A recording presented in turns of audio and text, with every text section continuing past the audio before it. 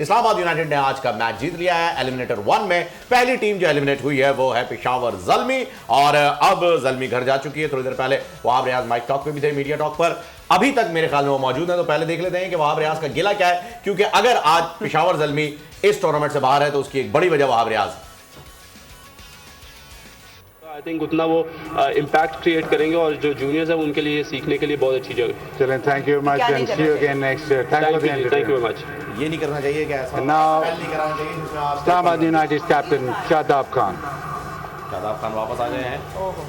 सर्दी बहुत लग शादाब प्लेयरों की वापसी और कामयाबी, वही प्लेयर जो वापस आए और उनकी बड़ी कंट्रीब्यूशन एलेक्स हेल्स की बताएं कि कितना इम्पैक्ट उनका होता है इस्लामाबाद यूनाइटेड की बैटिंग पे। बिस्मिल्लाहिर्रहमानिर्रहीम।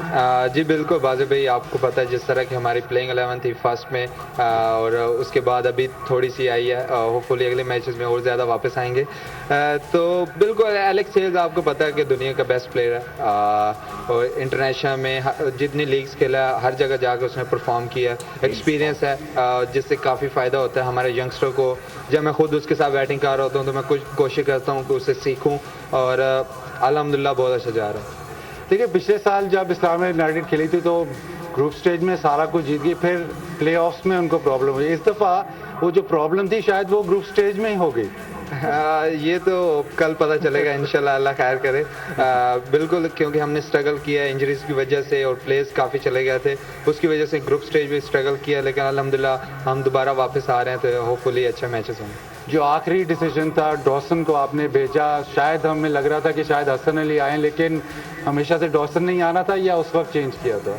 नहीं, मेरा थोड़ा हसन का तरफ प्लान था, लेकिन जो मेरे असिस्टेंट कोच था उसने मुझे बोला, क्योंकि मैंने अपना पर्सनल असिस्टेंट कोच रखा, तो उसने मुझे बोला है कि डोसन को जाना चाहिए, तो चले ये असिस्टेंट कोच छुपा के रखिएगा। Well done, thank you.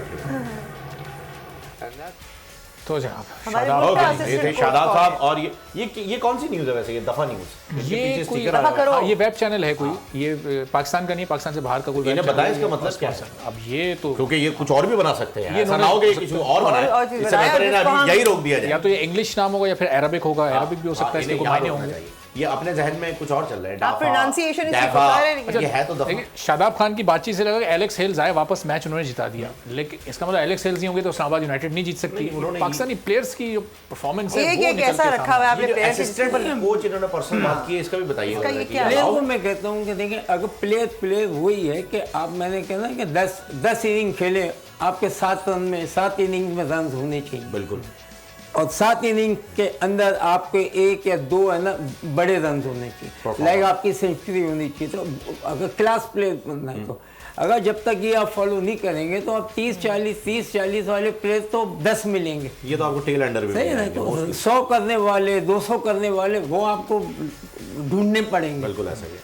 तो प्लेयरों को चाहिए कि अपने आप को बनाए हैं। देखिए, आपको चांस देता है, आपको पाकिस्तान चांस दे रहा है, खेलो, आई मीन जुगाड़ में ना पड़ो, और यानी कि वो फाइनेंशियली भी आपको हर चीज़, मतलब सपोर्ट है, फाइनेंशियल सपोर्ट है, ये वो सारी चीज़।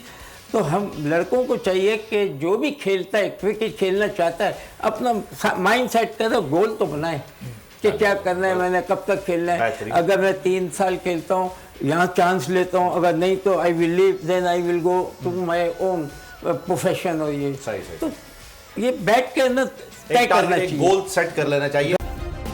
सब्सक्राइब करें और बेल दबाएं ताकि कोई खबर रह न जाए।